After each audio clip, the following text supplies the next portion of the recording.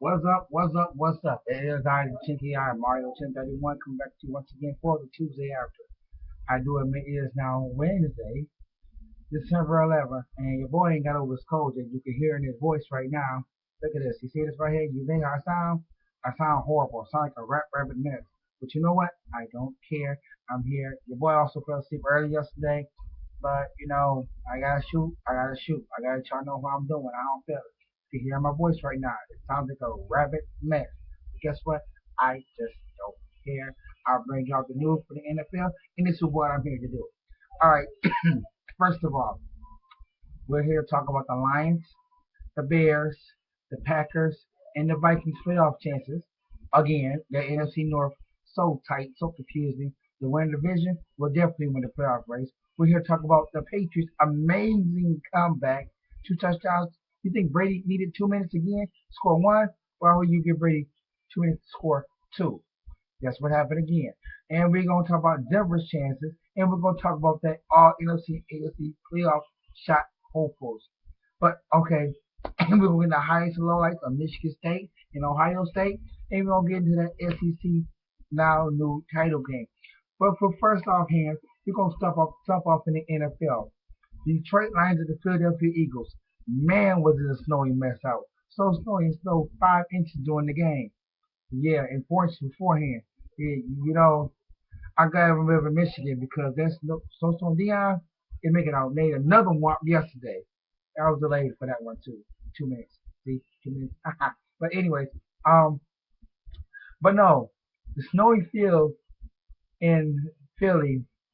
I gotta admit, the Lions did what they had to do, but they didn't get the job done. Unfortunately, Philly came up. Yeah, Nick Foles 22 interception. Yay. Come on now, he's a quarterback in the NFL. You expect too much from him? That's like expecting the Saints Dolphins to stay the only undefeated team go all the way through? Not gonna happen. Them guys will die before it happened, but not happening. Okay. But anyways, the Lions defense could not hold up against that Philly running game.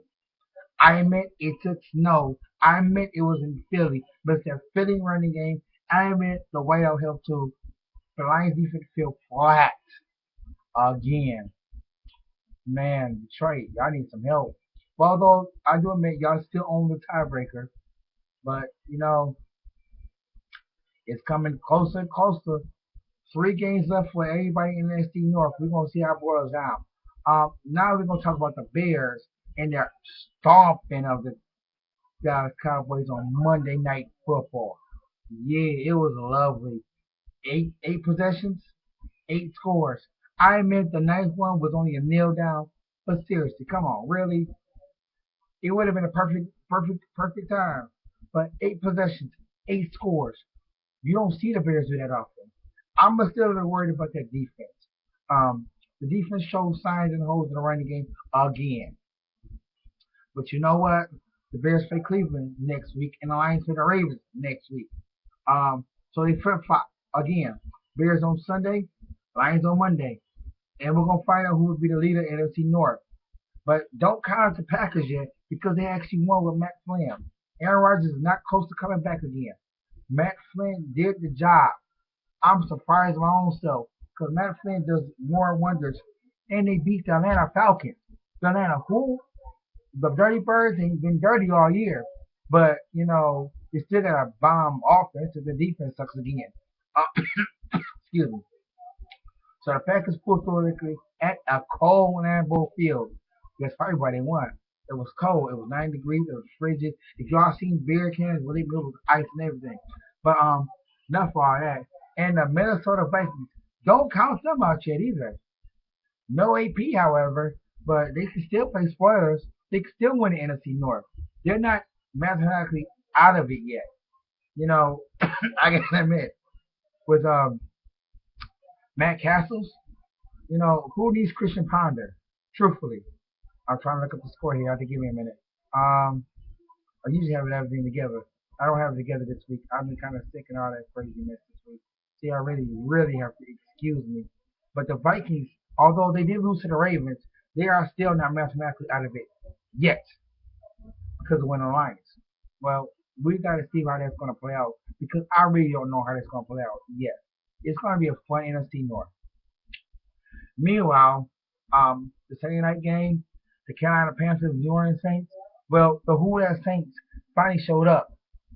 Finally, I do admit though it was a home game for the Saints because it was a home game for the Saints. Find out.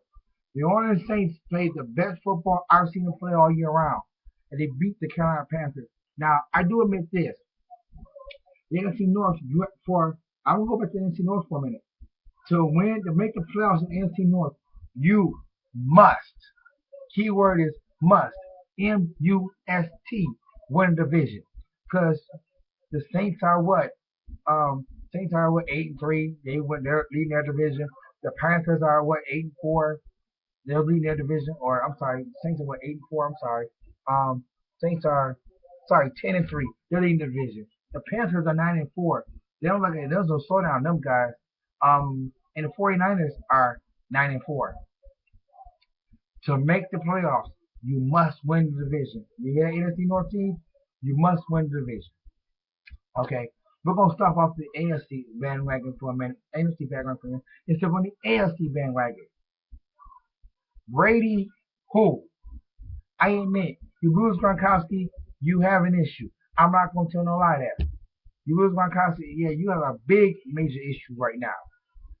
But you give Tom Brady 2 minutes. What he does against the Browns, he scores not once, but twice. I admit the pass interference calls, they thought that they would not just be called, it's uncalled for. Listen, it's called pass interference for a reason. The rule is your head must be turned. The pass interference calls, the head was not turned. Period. So I'm gonna tell you something.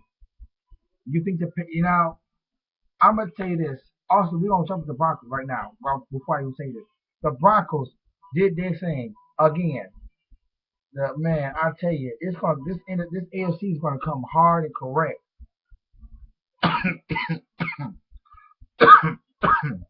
Excuse me, I have to cough again because hell. Okay, the Broncos, from what I'm looking at, you know what? I must apologize to y'all. The Broncos. Oh, yes, they did. Here we go. The Broncos did their thing again. They beat the Titans, whether they're supposed to beat the Titans. They're supposed to whoop them. Peyton Manning. No Sean Marino. That's the Broncos. Seriously. They played at home. Seriously. Okay, but I had a comment made. The comment was, the road to Super Bowl is not going through Foxborough because it will go through Mile High Stadium. And you might be right. I look at the records and say, yeah. And I look at the way the teams are playing and say, yeah. And thanks to Brady's loss, in 1 week, I say, yeah, I will believe that true. However, when is the last time Brady failed anything? I mean, truthfully, hands down, Tom Brady is a man, period. And if you have to go through Mile High, then so be it. However, it's still in my eyes, you still have to beat the Patriots to make the Super Bowl. Seriously. And I mean, it could go back to Foxborough. Who knows? There's 3 games left in the season. It could be some letdown. Who knows?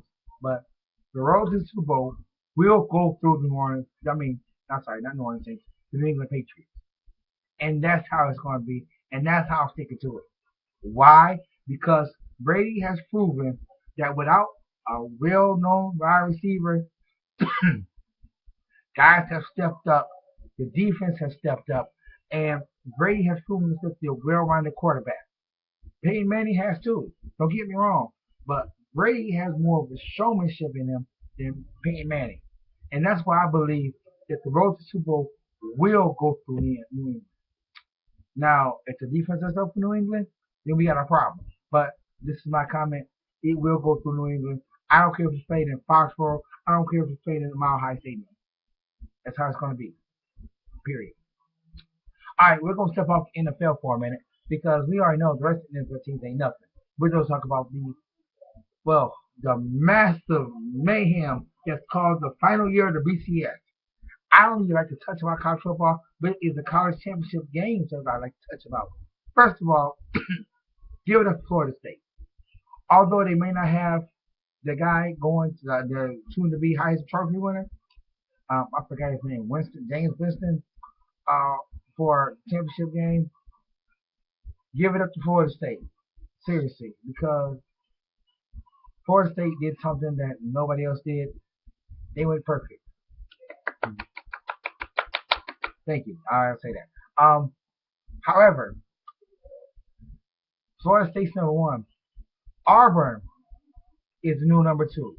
Was number two, back to be number two. Why? Because Auburn beat Missouri, and they're supposed to. So give it for Auburn. They will be your number one and number two for the final BCS before we have this freaking playoff, which is deserving. Should have been 16 teams, truthfully. They could have played football, bam, bam, bam, bam, bam, and they bowl position. But you know what? They'll sit up soon, right? College football will get it right soon. Um, but the main give it up for the standing ovation is for the Michigan State Spartans. I admit that loss to Notre Dame hurt their chances in the BCS thing. It could have been a big old mess. But the Michigan State Spartans are going to their first Rose Bowl in what?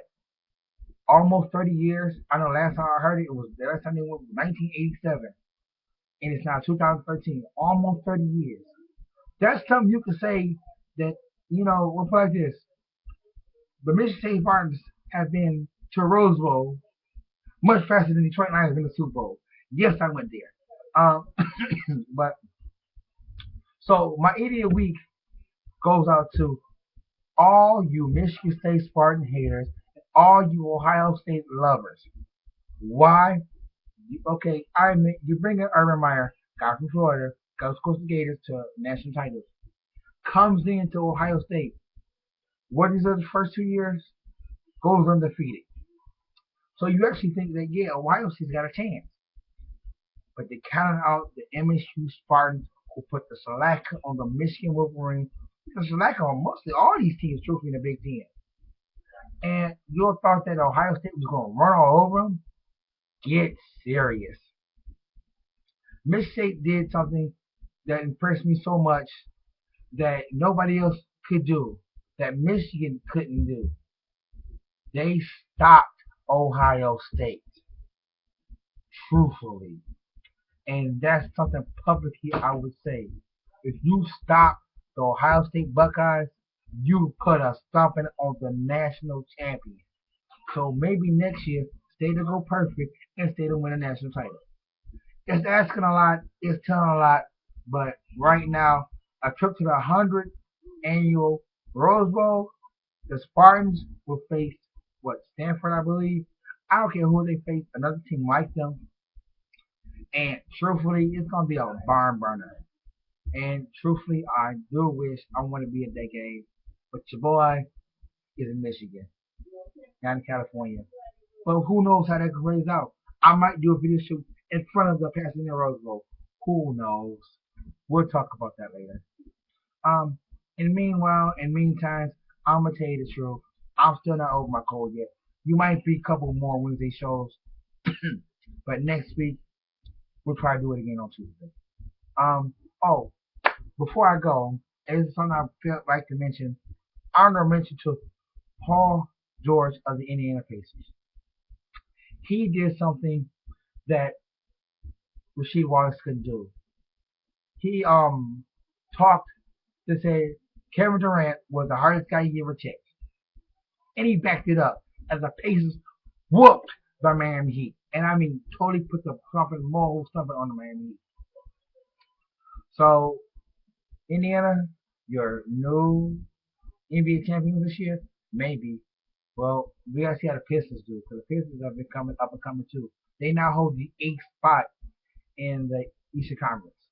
So we'll see how it goes. Okay, well, that's my time. I'm in 15 minutes. I gotta go. I'm still feeling a bit under the weather. Until then, this is your boy, Mario 1031, Mr. Know It All himself, signing off saying, love, peace, and hand grease. I'm out.